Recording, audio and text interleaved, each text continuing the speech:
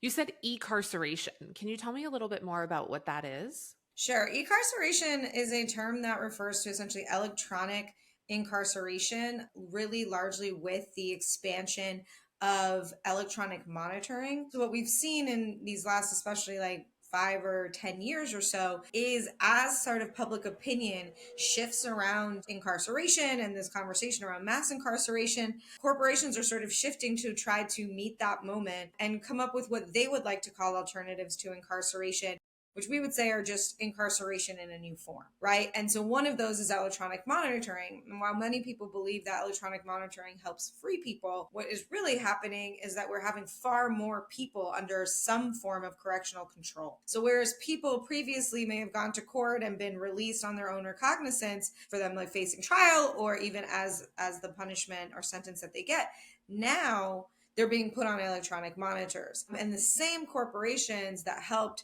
blow up incarceration back in the 80s and 90s are the same corporations that are involved now in electronic monitoring in many cases. Wow, that's so interesting because I think that, a lot of people, self included, would hear like, oh, it's so great. These people are at least able to not be in the confines of a prison. But not only are they still beholden to probably things that are extreme to live with and don't actually feel free, these corporations are still profiting off of their. Absolutely.